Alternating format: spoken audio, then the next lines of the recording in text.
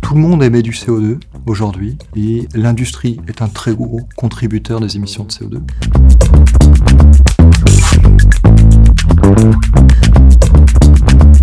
On a deux typologies d'industrie.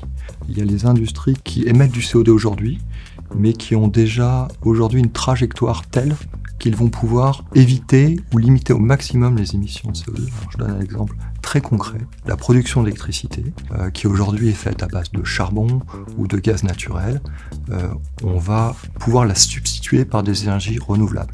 Et puis on a une deuxième typologie d'industrie qu'on appelle les hard to abate, qui eux ont du CO2 pour lequel il n'y a pas d'alternative complète à leur matière première, et donc qui vont avoir besoin de faire du CCS pour aller se décarboner.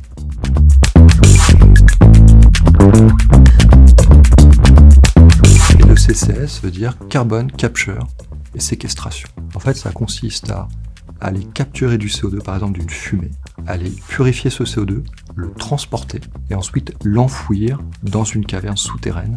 Il a toujours été dans l'ADN d'Air Liquide d'aider, de décarboner ses propres assets, mais aussi d'aider ses clients industriels à se décarboner.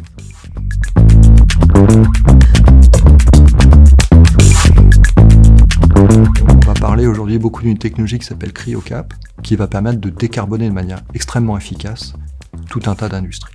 CryoCap, c'est pas vraiment une technologie nouvelle pour nous, c'est une technologie qui a une certaine maturité. Donc Air Liquide en fait utilise la cryogénie et en fait dans nos procédés, ce qu'on va faire, c'est qu'on va prendre par exemple une fumée, on va la comprimer à une pression modérée et on va la refroidir de telle sorte que seul le CO2 se liquéfie. Et de cette manière, on va séparer le CO2, on va collecter le liquide qui est le CO2 et on va laisser le restant des gaz, qui est de l'azote et de l'oxygène, sous forme gazeuse.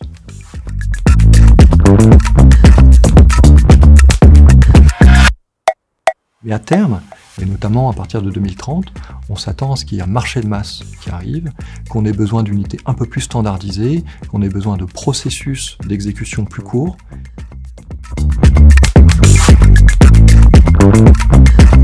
On a deux projets qui sont aujourd'hui en cours de construction de CryoCap. Le premier, c'est Grand Puits. Grand Puits, c'est une bioraffinerie, Total Energies, au sud de Paris. On va avoir une unité de production d'hydrogène équipée d'un CryoCap. Et on a un deuxième projet qui est vraiment le lancement de la chaîne CCS à grande échelle, qui est le projet Porthos. Air Liquide a une unité de production d'hydrogène, une grosse unité de production d'hydrogène, qui va être équipée d'un CryoCap également.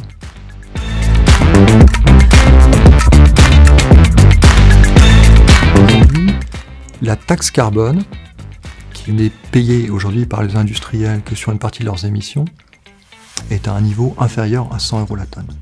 Le coût d'une chaîne CCS complète, donc capture, le transport et l'enfouissement du CO2, est aux alentours de 200 € la tonne. C'est pour ça qu'aujourd'hui, pour lancer la chaîne de séquestration et pour aider les industriels à initier leur décarbonation, on a un besoin de support des États pour aller financer une partie de ces projets et en fait faire le complément entre le coût aujourd'hui de l'émission de CO2 et le coût de la chaîne CCS.